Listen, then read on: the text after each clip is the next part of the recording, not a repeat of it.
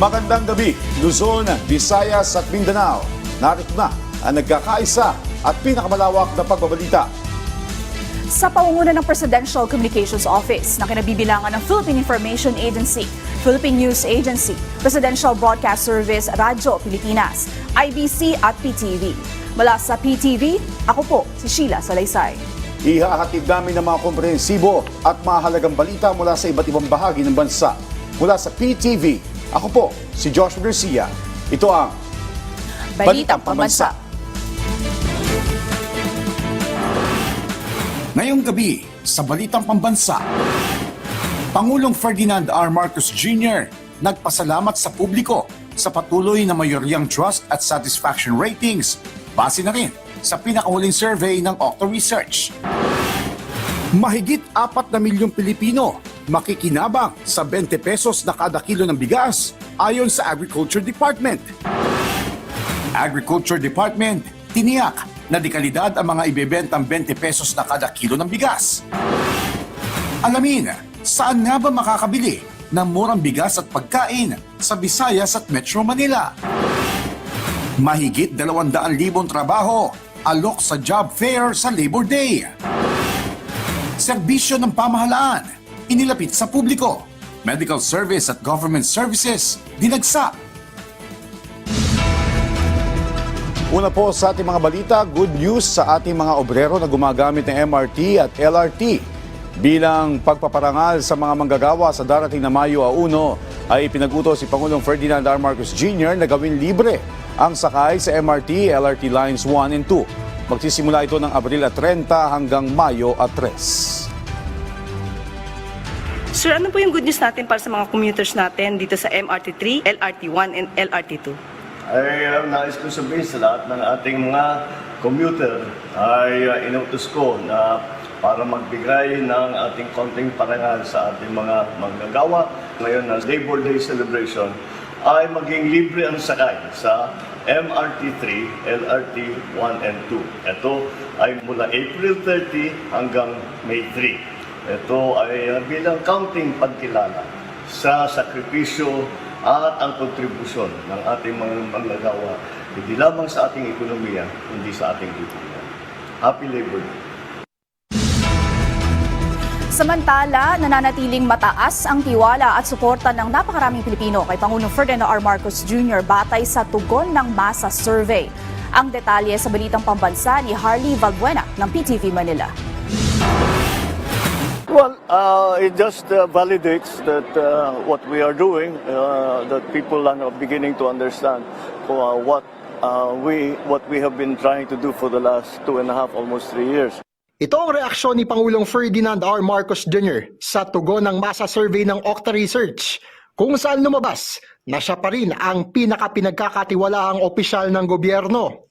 Sa nasabing survey, 6 sa bawat 10 Pilipino o 60% ang nagsabing matatag ang kanilang tiwala sa Pangulo.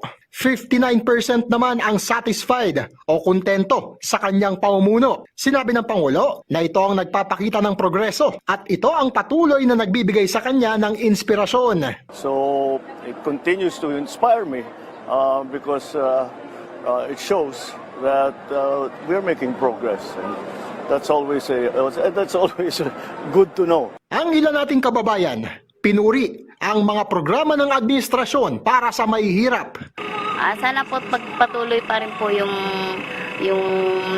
sa mga 4Ps, yung ganun, dire-diretso lang po yung pagtulong tsaka sa DSWD para po matugunan din po namin yung mga paghihirap po namin para sa mga anak namin tsaka sa pag-aaral. Para sa akin po, siguro kung talagang matutuloy niya yung sinasabi niyang bababa yung per kilo ng bigas na sinasabi niyang umpisa pa lang na upo niya, sabi niya 20 pesos per kilo. Siguro malaking bagay po yung para sa mga mahihirap na katulad namin. Ayon naman kay Octa Research Fellow Dr. Guido David, ang survey ang patunay na masaya pa rin ang nakararaming Pilipino sa pamumuno ng Pangulo.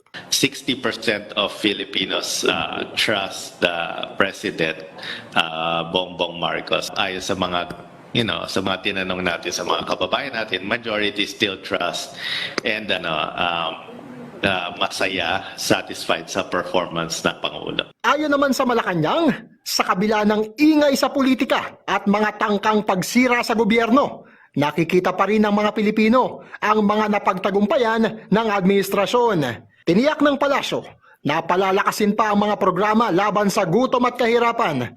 Kabilang na ang ilulunsad na 20 pesos na kada kilo ng bigas, walang gutom program ng DSWD, Pantawid Pamilyang Pilipino Program o 4Ps, at feeding program sa mga paaralan. Dahil mahalaga po ang kapakanan ng taong bayan kay Pangulong Marcos, papaluwigin pa po ang mga programa para matugunan po ang mga isyu patungkol po sa kahirapan at kagutuman. Mula PTV, Hardy Valbena para sa Balitang Pambansa. Samantala, nananatili pa ring mataas ang tiwala ng maraming Pilipino at nasisiyahan sa pamumuno ni Pangulong Ferdinand R. Marcos Jr. base sa pinakauling survey ng Octa Research. Lumalabas sa survey na 6 sa bawat 10 Pilipino ang nananatiling tiwala sa Pangulo, habang 59% naman ng mga Pinoy ang nasisiyahan sa kanyang performance. Ayon kay Pangulong Ferdinand R. Marcos Jr., patunay lang ito na nakikita at nararamdaman ng taong bayan ng mga programa ng gobyerno para sa sambayanan. Dagdag pa ng Pangulo, nakapagbibigay sa kanya ito ng inspirasyon para ipagpatuloy pa ang magagandang adhikain ng pamahalaan para sa taong bayan. Giit pa ng punong ehekutibo, mabuti na nauunawaan ng mga Pilipino ang pagsisikap ng administrasyon para mapabuti at mapaayos ang buhay ng sambayanang Pilipino. Gumanda ang employment rate ng bansa. Sa kabuuan, mayorya pa ng ating mga kababayan na titiwala sa ating presidente, no, at sa administrasyon. Nasa 4 na milyong Pilipino ang posibleng makinabang ng ibebentang 20 pesos kada kilong bigas ng NFA. Ito ang sinabi ni Department of Agriculture Secretary Francisco Chu Laurel Jr. kasunod ng nalalapit na paglulunsad ng 20 pesos kada kilong bigas sa Cebu at 8 piling kadiwa ng Pangulo Center sa Metro Manila. Ayon kay Laurel, maraming Pilipino ang matutulungan ng murang bigas na inaasahang sunod na ilulunsad sa Western at Central Visayas at iba pang lugar. Nasa 50 million o 51% naman ng populasyon ng Pilipinas ang posibleng matulungan ng programa mula 2026 hanggang 2028. Samantala, tinikman ng mga mismong opisyal ng Department of Agriculture ang ibebentang 20 pesos na kada kilong NFA rice para tiyakin sa publiko ang magandang kalidad nito. Ang detalye sa Balitang Pambansa ni Vel Custodio ng PTV Manila. Aprobado kay Department of Agriculture Secretary Francisco Chu Laurel Jr. at iba pang mga opisyal ng DA matapos tikman ng ibebentang 20 pesos kada kilo na NFA rice. Ito na rin ang katuparan ng pangako ng ating Pangulong Bongbong Marcos na ibaba ang presyo ng bigas sa 20 pesos kada kilo. Paghahatian ng LGU at national government ang 13 pesos sa subsidiya mula sa 33 pesos kada kilo na presyo ng bigas ng National Food Authority. Bukod sa Region 6, 7 at 8, maaari rin magbenta ng 20 pesos sa NFA rice ang mga lokal na pamahalaan na nagbebenta ng 33 pesos kada kilong bigas sa ilalim ng National Food Security Emergency. Sinubukan ko rin ang dekalidad ng 25% broken NFA rice. Ito ang itsura ng 20 pesos na ibigas na ititinda ng National Food Authority simula May 1. Kapag inamoy natin, para lang siya yung normal na 45 pesos sa bigas na nabibili sa merkado. Pero ang kaibahan nito ay may putol-putol dito sa butil ng bigas. Susubukan naman natin kung anong lasa niya kapag nasaing na.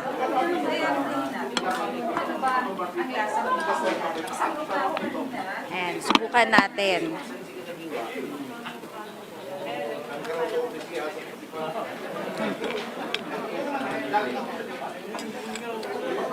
Kapag kinain itong bagong saing, malambot siya, pero hindi siya kasing tamis ng normal na bigas. Pero kung kalidad ang pag-uusapan, okay yung quality niya, malambot siya, at pwedeng kainin sa pang-araw-araw.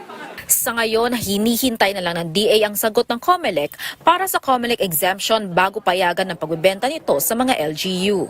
4.5 million pesos ang pondo para sa subsidiya, habang 500,000 piso namang ilalaang budget para sa logistic costs na manggagaling sa contingency fund ni Pangulong Ferdinand R. Marcos Jr.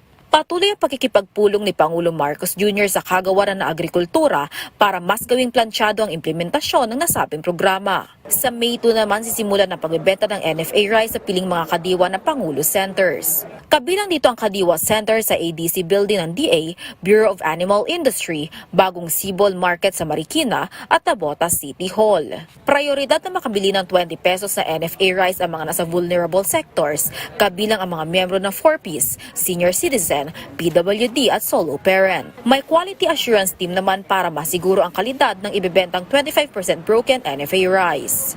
We have to implement our quality assurance teams to do the job correctly. Actually, I'm meeting with the whole NFA on Monday, no? Lahat ng region by Zoom and all the quality assurance manager to tell them na, "Hoy, kailangan ayusin natin to. We are under a microscope and we have to perform our best."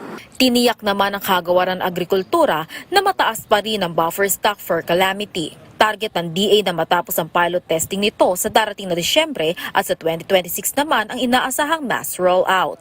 Mula sa People's Television Network, Vel Custodio, Balitang Pambansa. Tiniyak ng National Food Authority na hindi lumang supply ng NFA rice ang ibebenta ng 20 pesos kada kilo. Ipinaliwanag naman ni dating Senador Ping Lacson ang benepisyo ng programang ito ni Pangulong Ferdinand R. Marcos Jr. Ang detalye sa Balitang Pambansa ni Jessie Atienza ng PTV Manila. Bago at ligtas kainin ng tao.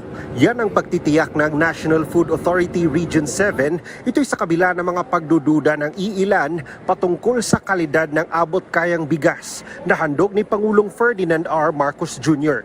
Ayon sa NFA 7, sinusuri ang lahat ng kanilang bigas sa warehouse bago ipamahagi. In terms of the quality of the rice now that we have, we can assure the public na good quality po yung i-issue natin dahil meron po tayong mga classifiers. Sila po yung mag-identify or mag-check if ang stocks na i-release is in good condition. Dagdag ng NFA 7, paparating na ang augmentation na supply ng bigas nila mula sa ibang rehiyon bilang pagsisiguro na sapat ang maibibigay na supply para sa mahigit 50 LGUs sa lalawigan ng Cebu. Ipinaliwanag naman ni dating Senador Ping Lacson ang benepisyo ng pagbebenta ng 20 pesos kada kilong bigas na programa ni Pangulong Ferdinand R. Marcos Jr. Yung farmers natin, at least nabibili yung bigas nila at farm gate price. Instead of, traders, middlemen, sometimes numbering to around 5 or 6 middlemen. Imagine yung markup. Ang baba ng presyong pagkabili sa farmers, ang taas naman ng presyong pagbebenta sa mga consumers. Ito, nag-intervene yung government, nag-subsidize ng 13 pesos per kilo na peg nila sa 20 pesos. Pero actually, ang bili nila sa mga farmers, 33 pesos. So kumita yung mga farmers, hindi sila nalugi. At the same time, nakinabang yung consumers. Dahil 20 pesos lang nila bibilin. Magsisimula na rin ang paghahakot ng mga kinatawan ng iba't ibang LGU sa lalawigan ng Cebu sa warehouse ng NFA para maipamahagi ito sa itinakdang schedule ng Department of Agriculture ngayong Mayo 1. Mula sa PTV Cebu, Jessie Atienza para sa Balitang Pambansa. Naghain ng iba't ibang mungkahi ang mga kongresista para mas mapalawak pa ang 20 pesos rice program ng pamahalaan. Tiniyak ng Kamara katuwang sila ng administrasyon sa paghahatid na mas maginhawang buhay para sa bawat Pilipino. Ang detalye sa Balitang Pambansa ni Melales Moras ng PTV Manila.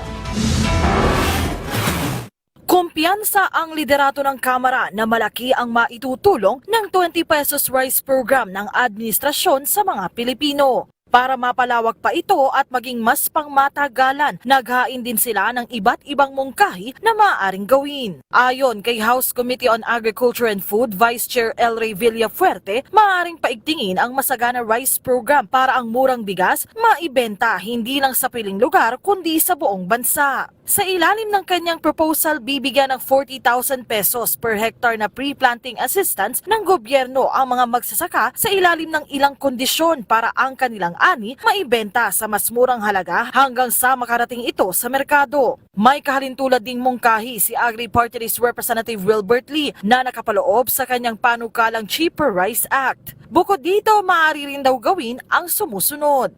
dagdag na suporta sa mga post-harvest facilities tulad ng mga dryers, threshers, rice mills at transport facilities, pati na ang pagpaparami sa mga Kadiwa centers nationwide. Sabi naman ni House Speaker Martin Romualdez, maaari ring magkasa ang gobyerno ng rice subsidy program kaysa direct cash transfer tulad ng ginawa sa Camiguin sa pagtutulungan ng LGU, DSWD at local retailers. Maaari anyang pag-aralan ang modelong ito at handa ring tumulong ang Kongreso sa pagbuo ng pondo at mga patakaran ukol dito. Sa ngayon, may mga nakahain na ring panukala rito sa Kamara para mas mapagbuti pa ang sektor ng agrikultura sa bansa. Mula sa PTV, Melalas Moras para sa Balitang Pambansa. Tuloy-tuloy ang pagbabantay ng Agriculture Department sa mga presyo ng bilihin sa merkado sa National Capital Region. Ang detalye sa Balitang Pambansa ni Noel Talakay ng PTV Manila. Sa National Capital Region or NCR, nakakalat na ang mga kadiwa ng Pangulo sites ngayong araw ng Martes sa Quezon City. ADC Kadiwa sa Elliptical Road Central Office ng Department of Agriculture o DA sa Parañaque City, Petron Gasoline Station ng Barangay San Antonio, Area 6 Covered Court, 4th State Covered Court at Bricktown Subdivision Covered Court, Galaxy Street, Barangay Moonwalk sa Valenzuela, AMBA, MPC Housing, La Mesa Street, Barangay Ugong sa lungsod ng Maynila, Kadiwa Center ng Bureau of Plant Industries and Address Malate at sa General Solano Street ng San Miguel sa may Department of Budget and Management at sa Malabon City, Kadiwa Center, PFCC 18 Tuason, Portero. Nagbubukas ang Kadiwa ng Pangulo pasado alas 8 ng umaga at bukas ito until supply lasts. Ang Kadiwa ng Pangulo ay isang programa ng Marcos Jr. Administration na mailapit sa mamamayan ang mga murang pangunahing bilihin. Samantala, patuloy naman ang pagbabantay ng DA sa presyo ng mga pangunahing bilihin sa NCR. Sa bigas, ang imported commercial rice mula regular hanggang special milled rice, naglalaro ito mula 40 pesos hanggang 60 pesos kada kilo. Ang local commercial rice naman mula regular hanggang special milled rice, naglalaro din sa presyo ng 33 pesos hanggang 65 pesos kada kilo. Mayroon din Kadiwa Rice for All na tiga 35 pesos per kilo. Sa isda naman, ang galunggong ay naglalaro ng 120 pesos hanggang 350 pesos kada kilo.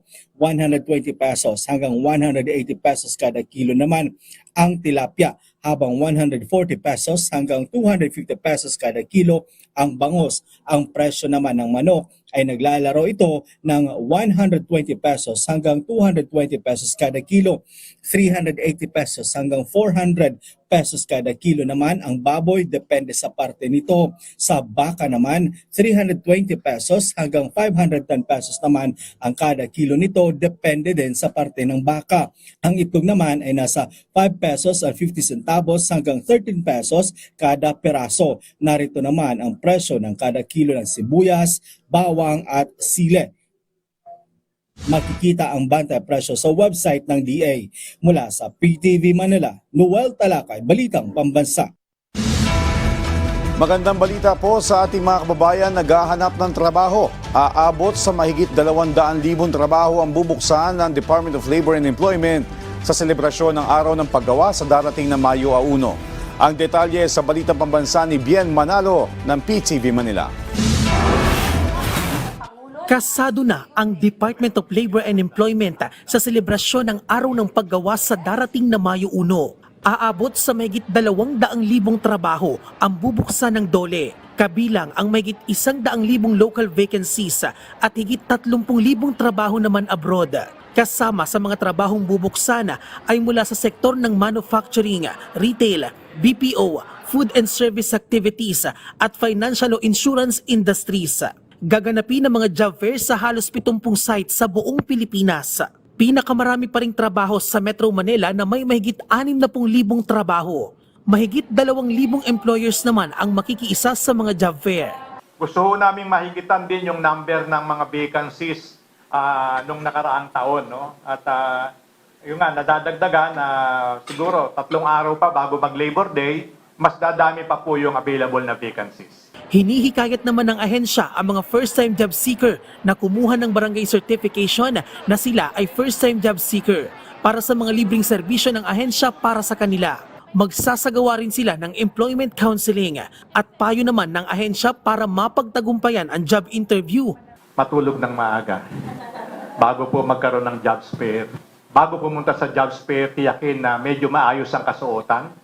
Yung pong pagka ikaw ay tinignan, medyo makumbinsi mo kagad yung representante ng employer. Dapat wag tayong nervyusin at kabahan. Kasi kung naniniwala po tayo na tayo ay may katangian o kakayahan na makakuha ng trabaho, dapat ready tayo. Pinapayuhan ang mga job seeker na bisitahin ang official website at social media page ng Peso at Dole Regional and Field Offices sa kanilang lugar. Pinapalalahanan din sila na magbaon ng tubig at magsuot ng komportabling damit para maiwasan ang heat stress ngayong matindi ang init ng panahon. Mula sa PTV Manila, Bien Manalo, Balitang Pambansa.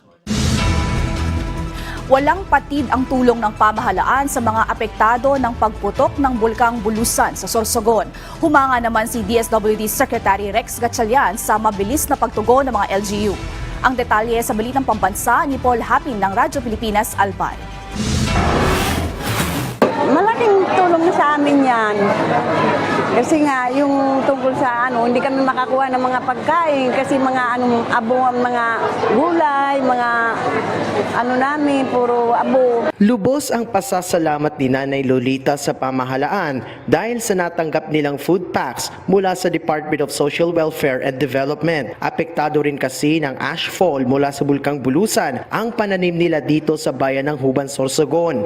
Isa si Nanay Lolita sa 80 pamilya na pansamantalang tumutuloy rito sa evacuation center. Kaya naman ang DSWD patuloy na nakamonitor para agad matugunan ang pangangailangan ng mga evacuee rito. Sa katunayan, mismong si Secretary Rex Gatchalian ang nanguna sa pamamahagi ng 80 family food packs at hygiene kits. Bukod dito, dinala din ng kagawaran ng mobile kitchen para matiyak na masarap at masustansya ang mga pagkain ng mga apektadong residente. Bilang tugon sa instruction ng ating Pangulo, dineploy natin yung bagong-bagong mobile kitchen ng DSWD para pwede mag-substitute. So minsan family food box, minsan naman fresh meal. Ngayon, ang what they're serving, ang nagluluto yung local government, fried chicken. So iba rin talaga yung fresh yung pagkain na niluluto. Humanga naman si Secretary Gatchalian sa naging tugon ng provincial government at mga LGU. Git ng kalihim, kitang-kita kasi ang pagtutulungan ng lahat ng ahensya ng pamahalaan para tulungan ang ating mga kababayan sa Sorsogon. Mula sa Radyo Pilipinas Albay, Paul Hapin para sa Balitang Pambansa. Naglunsad ng community-run gasoline station sa Oriental, Mindoro ang Department of Social Welfare and Development para magbigay ng pangmatagalang hanap buhay sa mga miyembro ng 4Ps. Ang detalye sa Balitang Pambansa ni Ace Sapit ng Philippine Information Agency, Mimaropa. Inilunsad ng Department of Social Welfare and Development o DSWD Mimaropa ang isang community-run gasoline station sa bayan ng Rojas bilang suporta sa kabuhayan ng mga benepisyaryo ng Pantawid Pamilyang Pilipino Program o 4Ps. Ang proyektong ito ay pinondohan ng halagang 600,000 pesos bilang panimulang kapital mula sa Sustainable Livelihood Program o SLP ng DSWD na layunin magbigay ng pangmatagalang hanap buhay sa 30 miyembro ng Field Masters SLP Association na binubuo ng mga 4Ps beneficiaries. Matatagpuan ang naturang gas station sa proper Balong sa Barangay San Jose kung saan inaasahang magsisilbing pangunahing pagkakakitaan ng asosasyon. Sa kanyang mensahe, ipinahayag ni Association President Eliseo Gaca ang taos-pusong pasasalamat sa DSWD at sa SLP sa pagbibigay ng ganitong oportunidad sa kanilang grupo. Binigyang diin niya na hindi magiging posible ang proyekto kung wala ang suporta ng mga DSWD Project Development Officers at ng SLP staff. Samantala, itinampok din ni DSWD Project Development Officer Nessie Maak ang patuloy na suporta ng kagawaran sa SLP Association. Ayon kay Maak, mula pa lamang sa yugto ng pagpaplano ay ipinakita na ng mga miyembro ang kanilang buong pusong dedikasyon sa proyekto. Tiniyak niya na magpapatuloy ang DSWD sa pagbibigay ng tulong sa pamamagitan ng regular na monitoring, coaching at technical assistance. Mula sa Philippine Information Agency Mimaropa, Ace Hapit para sa Balitang Pambansa.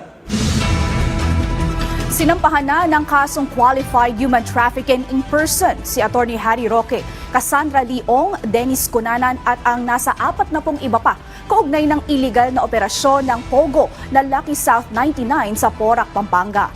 Ayon kay Department of Justice Undersecretary Nicolas T., nakita ng mga pisikal na posibleng sangkot si Roque sa operasyon dahil bukod sa siya ang abogado ng Whirlwind Corporation, siya din mismo umano ang lumapit sa PAGCOR para mabigyan ng lisensya ang Pogo Company.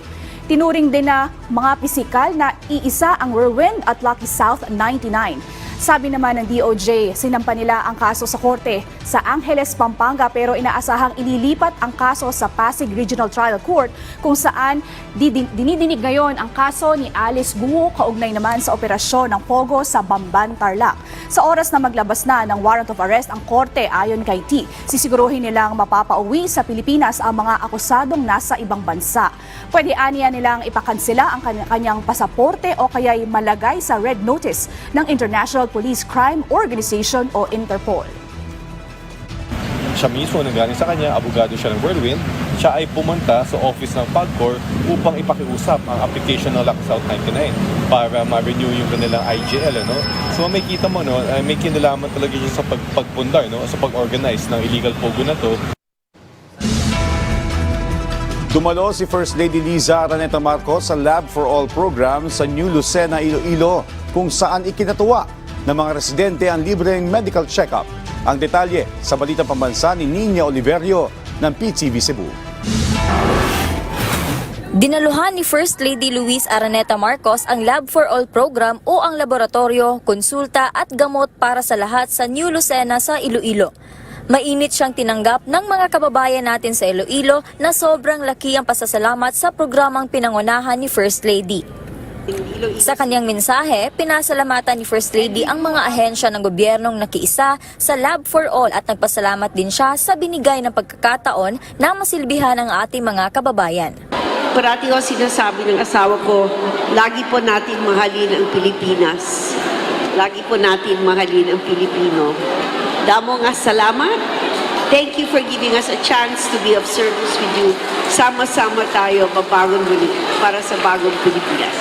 Dagdag ni First Lady na ito ang kanilang huling Lab for All caravan sa ngayong buwan at magpapatuloy ito pagkatapos ng eleksyon. Lubos naman ang pasasalamat ng mga nakabinipisyo sa libreng medical mission ng pamahalaan kabilang na si Tatay Nolasco na may iniinda ng sakit sa tuhod kaya siya nakasaklay. Sinamahan siya ng kanyang anak na si Sheila Ross.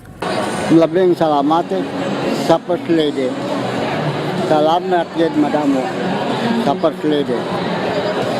Kaya binigyan mo kami ng wheelchair. Madamo ganyan salamat. Po ba kalaking tulong sa inyo yung programa na ito? Malaki. Benepisyo na to para sa amin na mga maliliit na tao, mahirap kasi libre lang. Malaking tulong. Hiling naman ni Tatay Anisito na kung pwede ay magpatuloy pa ang programa ng mahabang panahon. Oy, kung pwede. Kung pwede.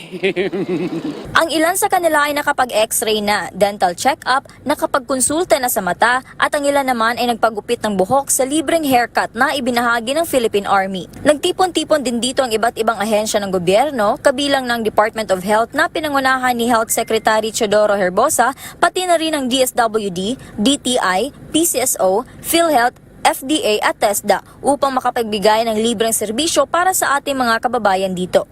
Mula dito sa Iloilo, ako si Nina Oliverio para sa Balitang Pambansa. At dyan po nagtatapos ang 30 minutong ulat sa bawat sulok ng bansa. Samahan niyo kami muli mamayang alas 9:30 ng gabi para sa updated at pinalakas pang balitaan mula sa PTV. Ako po, si Josh Garcia. Ito ang pinalawak na puwersa sa panguno ng Presidential Communications Office, kabilang ang Philippine Information Agency, Philippine News Agency, Presidential Broadcast Service Radyo Pilipinas, IBC at PTV. Mula sa PTV, ako naman po si Sheila Salaysay. Hatid sa inyo ang komprehensibong paghimay sa mahalagang usapin dito lang sa Balitang Pambansa.